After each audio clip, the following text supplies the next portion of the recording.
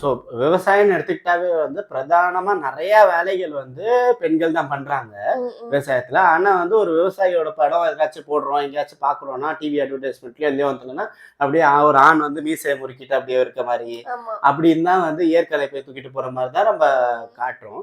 இப்போ பெண்கள் வந்து தான் பிரதானமா ஒரு 60-70% வேலைகள் நிறைய நிறைய கிராப்ஸ்ல ஆமா. 90% வேலைகள் வந்து பெண்கள் பண்றப்போ நாத்து நடுறது, களை எடுக்கிறது எடுக்கிறது எல்லாமே எல்லாமே முழுக்க முழுக்க ஆல்மோஸ்ட் பெண்கள் தான் பெண்கள் தான் வந்து பண்றாங்க. பண்றாங்க. அப்படின்னு இருக்கப்ப அவங்களுக்கான அங்கீகாரம் கிடைக்காததே ஒரு பெரிய விஷயமா இருக்கு.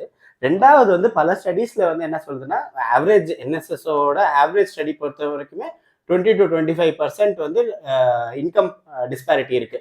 அப்போ ஒரு ஆண் ஒரு வேலை செய்யறதுக்கும் அதே நேரத்துல அந்த பெண் அதே வேலையை செய்யறப்போ பெண்களுக்கு வந்து 20லேருந்து 25% வந்து இல்ல சில ஸ்டடிஸ் 40% வரைக்கும் 20லேருந்து 40% வரைக்குமே டிஃபரன்ஸ் இருக்கு. கம்மியா வந்து அவங்களுக்கு வந்து விவசாயக்கான கூலி தரப்படுது. ஸோ அப்போ அதுவே வந்து ஒரு பெரிய ஜெண்டர் டிஸ்கிரிமினேஷன் பாயிண்ட்டை வந்து நம்ம வந்து முன்னிறுத்த வேண்டியது இருக்கு.